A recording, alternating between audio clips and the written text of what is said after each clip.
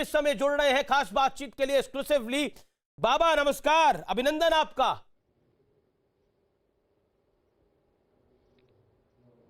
नव वर्ष। प्रणाम आमिश भाई आपको और इस ख्रिस्ती नववर्ष की आप सहित न्यूज 18 इंडिया के सभी हमारे दर्शकों को भी बहुत बहुत शुभकामनाएं। सबके जीवन में स्वास्थ्य, सुख, समृद्धि, शांति, सब प्रकार का वैभव रहे और भारत परम वैभवशाली आत्मनिर्भर बने। बाबा रामदेव, जब मैंने डाला ट्विटर पर, इंस्टाग्राम पर, फेसबुक पर कि आपका मैं इंटरव्यू करता जा रहा हूं, तो मेरे को बड़े सारे सवाल आ गए। तो मुझे लगा कि आज पब्लिक के सवाल आपसे पूछने चाहिए। तो पहला सवाल जो कि अधिकतर पूछा गया वो ये पूछा गया कि बाबा रामदेव ने अपना नववर्ष कैसे बनाया।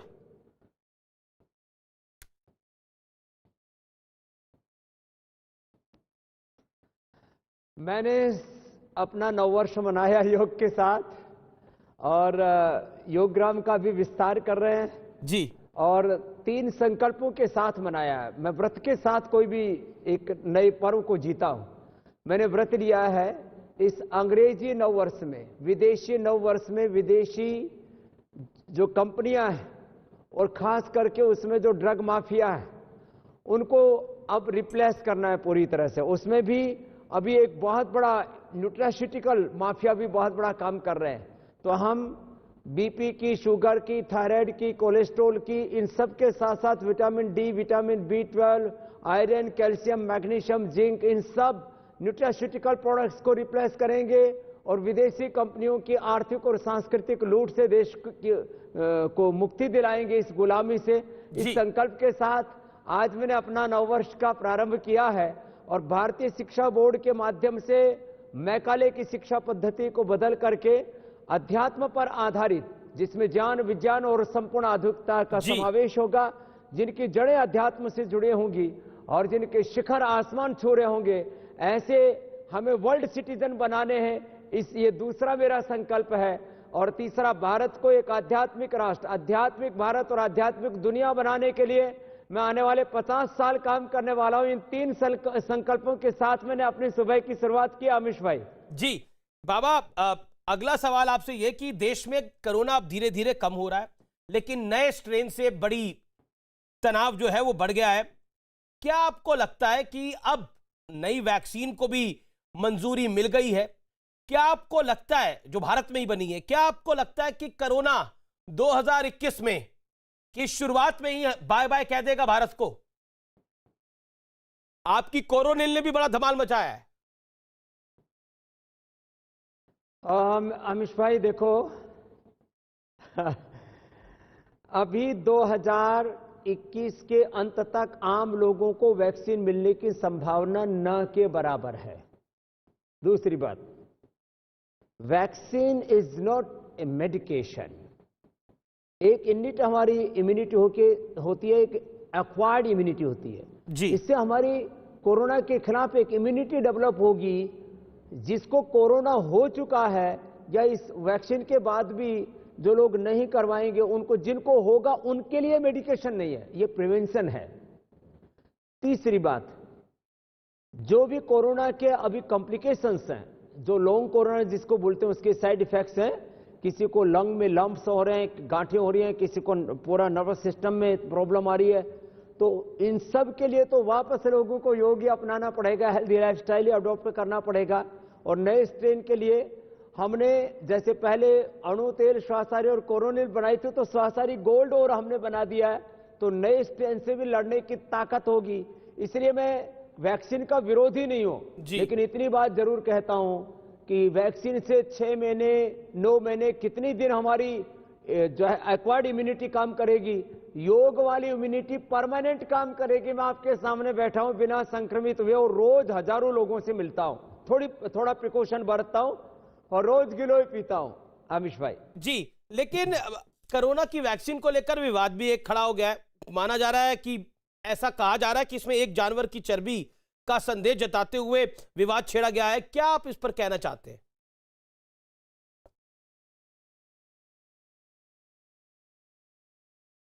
देखो, वैक्सीन में ना कोई गाय की चर्बी है, ना कोई सुअर की चर्बी है। ये हिंदू मुसलमान का मसला ही नहीं है, ये विशुद्ध रूप से एक साइंटिफिक रिसर्च का मसला है। इसमें किसी भी तरह से कोई मजहबी ताल्लुकात को नहीं जोड़ना चाहिए। और जिनकी इम्यूनिटी वीक है और वो यदि लेना चाहते हैं, मैं तो वैक्सीन लेने वाला हूं नहीं अमीश भाई। अच्छा, आप नहीं लेने, मैं पूछने वाला था आपसे। जरूरत नहीं है। नहीं, आप वैक्सीन नहीं लेने वाले हैं, ये वादा कर रहे हैं आप हमारे चैनल पर, जो सच में ये अनाउंसमेंट कर रहे हैं आप। ये न्यूज 18 इंडिया पर मैं खुलेआम घोषणा कर रहा हूं, पहली बार मैं वैक्सीन का प्रयोग नहीं करूंगा, क्योंकि मुझे इसकी आवश्यकता कतई नहीं है और मैं कोरोना से संक्रमित भी नहीं होऊंगा, यह अगली बात कह रहा हूं। और कोरोना के बाप से भी संक्रमित में नहीं हो, चाहे कितने ही इसके नया अवतार आ जाए। स्वामी रामदेव का योगा अवतार जिंदाबाद। बाबा रामदेव, ईश्वर आपको स्वस्थ रखे, पूरा देश और दुनिया ऐसा चाहती है। लेकिन मुझे लगता है कि आप जितना योगा करते हैं उतना सब तो करते नहीं होंगे, बाकी सबको तो वैक्सीन लेनी पड़ेगी। कहीं आपके चक्कर में बाकियों ने छोड़ दी तो क्या करेंगे आप?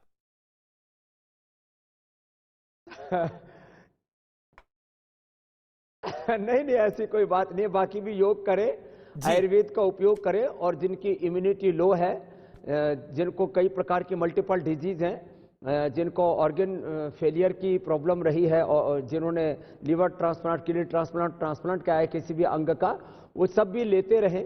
बाकी ऐसे पागलपन की जरूरत नहीं है। जैसे कोरोना से डर का, भय का एक पागलपन देश में पैदा हुआ था, पूरी दुनिया घरों के अंदर दुबक गई थी। और एक ऐसा भी साल आएगा, कभी हमने नहीं सोचा था कि लोग घरों से बाहर निकलते इसमें खौफ में डूबे हुए होंगे। अरे भाई, हौसला रखो। इसलिए बैलेंस को, वैक्सीन लगाने में भी बैलेंस रखो। समत्वम योग उच्यते जी। इसलिए मैं न पक्ष में हूं न विपक्ष में हूं, निष्पक्ष होकर के कह रहा हूं, बहुत संजीदगी के साथ जिनको जरूरत है उन्हीं लोगों को ये वैक्सीन लगनी चाहिए।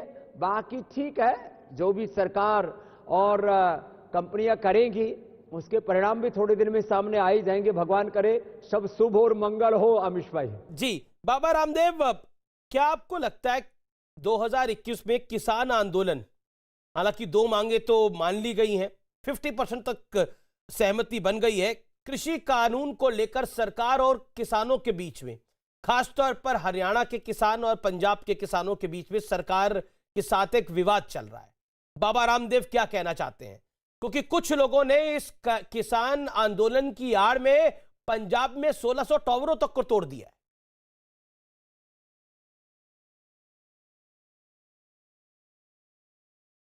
देखो, एक बात कहना चाहता हूं मैं आपको अमीश भाई, मैं जन्म से कृषक पुत्र हूं, किसान हूं, कर्म से योगी हूं, कर्मयोगी हूं, और राष्ट्र के लिए कुछ अच्छा करना चाहता हूं। आदरणीय मोदी जी ने सारे देश के सामने खुलेआम इस बात को कहा है कि मैं किसानों की आय को दोगुना करना चाहता हूं, और मुझे कोई ऐसा कारण नहीं दिखता कि मोदी जी किसान विरोधी क्यों होंगे। इसलिए मैं आश्वस्त हूं, मोदी जी एमएसपी को खत्म नहीं करेंगे और उसके लिए वो लिखित में भी देने के लिए तैयार हैं। अब एमएसपी को लीगलाइज करना वह एक पूरा टेक्निकल इशू है, उसके ऊपर भी सरकार मुझे लगता है गंभीरता से विचार कर रही होगी क्या हो सकता है। जहां तक प्रश्न यह है कि पूरी कृषि व्यवस्था बाजार आधारित तो होनी चाहिए या इसको सरकार का सहारा होना चाहिए, तो मैं इसमें मध्यम मार्ग का पक्षधर हूं। जो लोग अपनी फसलें खुले बाजार में बेचने चाहते हैं उनके ऊपर कोई बंदिशें नहीं होनी चाहिए, क्योंकि यदि जो है सबको विकास का अवसर न उपलब्ध होता तो न तो मोदी जी देश के प्रधानमंत्री बन पाते, न स्वामी रामदेव आज जहां है वहां हो पाते, न आमिश भाई जहां बैठे वहां आप बैठ पाते। आज इस देश में सबको यदि समान रूप से विकास के अवसर उपलब्ध हुए हैं तो वो पूरी आजादी के साथ उपलब्ध है। तो किसानों को आजादी भी मिलनी चाहिए, लेकिन किसानों को सपोर्ट भी मिलना चाहिए, क्योंकि एग्रीकल्चर सेक्टर ऐसा है, उसमें एक बड़ा पेच है अभिष भाई। यदि भाव बढ़ जाए तो कहते महंगाई बढ़ गई, और यदि सस्ता कोई सामान बिकता है तो कहते किसान बर्बाद हो गए, और यह हकीकत है। इसलिए इस पूरे तंत्र को बैलेंस करने के लिए सरकार को सपोर्ट तो किसानों को देना ही पड़ेगा। एक और जी किसानों को भी इतना अड़ियल भी नहीं होना चाहिए जी कि वो सारी सत्ता को ही चुनौती दे डाले कि तीनों कानून ही रद्द करो।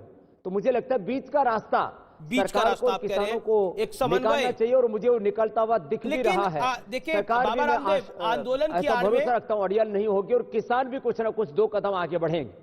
बाबा रामदेव, आंदोलन की आड़ में ऐसा हो गया कि लगातार आंदोलन की आड़ के अंदर टारगेट कुछ और है, क्योंकि इसी आंदोलन में नारा लगाया गया हाय हाय मोदी मर जा तू, लेफ्ट के झंडे के नीचे। इसी आंदोलन में यह कहा गया कि अगर ये तीनों कानून रद्द नहीं होंगे तो दिल्ली का चक्का जाम कर दिया जाएगा। और करा भी गया चक्का जाम।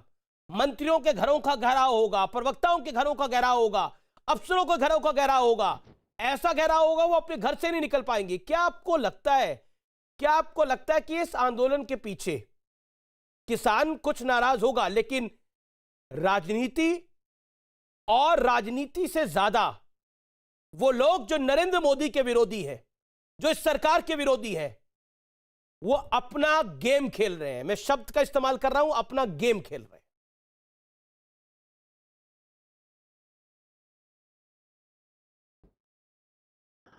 पहले तो अमिश भाई आप देखो, आर पार में ना एकदम जो सच होता है उसको बेधड़क होकर के बोलते हो।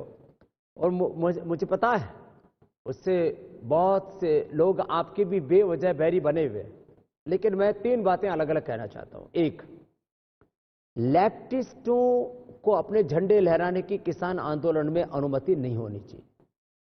लेफ्टिस्टों ने पहले पश्चिम बंगाल को बर्बाद किया, उसके बाद पूरे देश में खुद बर्बाद हो गए, थोड़ा सा साउथ के एक स्टेट में सिमटे हुए।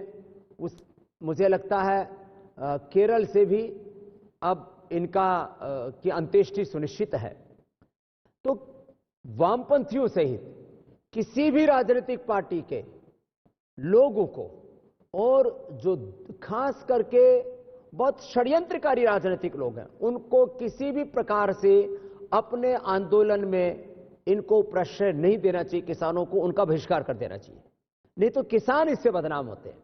दूसरी बात, जो देखो सरकार का कोई विरोध कर सकता है, मोदी जी का भी कोई विरोध कर सकता है, लेकिन कम से कम लोकतांत्रिक मूल्यों का तो ख्याल रखें। भारत विरोधी कोई नारा वहां पर न लग पाए, इसके लिए जी जो किसान नेता हैं उनको बहुत संजीदगी से काम लेना चाहिए। और जो कोई वहां से भारत विरोधी नारा लगाता है उसको तत्काल वहां से उखाड़ करके फेंक देना चाहिए। और तीसरी बात मैं आपसे कहना चाहता हूं कि किसानों को जो है किसी के बहकावे में आए बिना जो अपने मुद्दे हैं उनको पूरी ताकत से रखना चाहिए।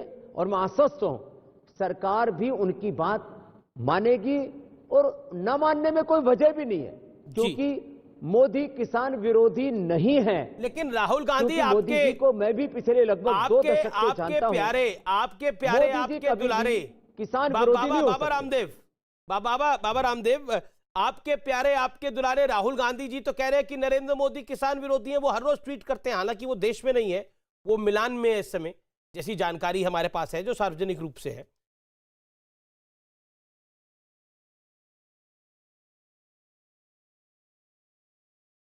देखो, जो मोदी जी के राजनीतिक विरोधी और पूरी दुनिया में जो भारत विरोधी ताकतें हैं, वो ये सच है कि वो इस समय काफी सक्रिय हुए हैं। पिछले इन लगभग 6-7 वर्षों में किसी भी मुद्दे पर उनका बस नहीं चला। वो बौखलाए हुए, तिलमिला रहे, और जैसे पानी के बिना मछली तड़पती है, ऐसी सत्ता के बिना देश के कुछ विपक्ष के लोग और पूरी दुनिया के जो भारत विरोधी लोग हैं, वो भारत को बदनाम करने के लिए, मोदी मकसद नहीं, भारत को ही बदनाम करना मकसद है, वो पूरी दुनिया में ऐसे सक्रिय हो गए।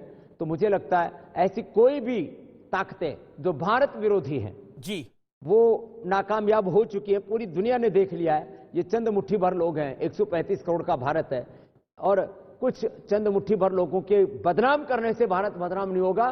भारत अपने स्वाभाविक शक्ति के साथ में आगे बढ़ रहा है, और वोकल फॉर लोकल, भारत को आत्मनिर्भर बनाने का जो संकल्प है, उसमें अमीश भाई लोग पुरुषार्थ करेंगे तो हम अमेरिका, हम चाइना, हम पूरे यूरोप को और जापान सहित पूरी दुनिया की आर्थिक ताकतों को पछाड़ते हुए एक दिन आगे बढ़ेंगे। निश्चित रूप से कुछ चुनौतियां हैं 2021 की भी, उनका हम सामना करेंगे मेरे भाई आमिश। अच्छा बाबा रामदेव, आखिरी 2 सवाल है मेरे, छोटे छोटे जवाब मैं चाहूंगा। आपको गाड़ी चलाना बड़ा पसंद है क्या? क्योंकि हाल ही में हमने देखा आपने बीजेपी के राष्ट्रीय अध्यक्ष जेपी नड्डा साथ में बैठे थे, आप गाड़ी ड्राइव कर रहे थे, यह भी ट्विटर पर सवाल आया, बताइए।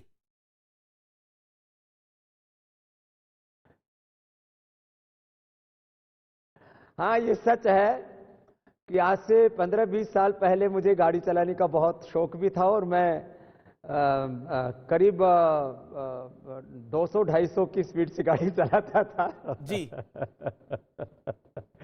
मैंने मोटरसाइकिल भी चलाई है, बुलेट भी चलाई है, अभी भी कभी कभी चला लेता हूं, लेकिन अब वो शौक नहीं रह गया है। वो आए थे तो उनको, उनके स्वागत के लिए, और फिर क्योंकि मुझे उनको अपने आचार्य कुलम, पतंजलि विश्वविद्यालय, पूरा रिसर्च सेंटर, बहुत जगह घुमाना था, तो मैंने कहा ये इधर उधर कुछ लोग भटके नहीं, इसलिए मैंने कहा मैं ड्राइविंग सीट पे बैठ जाता हूं। जी, आप भी ड्राइविंग सीट पे बैठ जाते हैं, लेकिन नया गौरव देने के लिए, क्योंकि नड्डा जी स्वभाव से बहुत सात्विक व्यक्ति है। जी, बिल्कुल आखिरी सवाल आपसे, देखिए दर्शकों के लिए कुछ आपको गुनगुनाना पड़ेगा आज हमारे नए साल पर।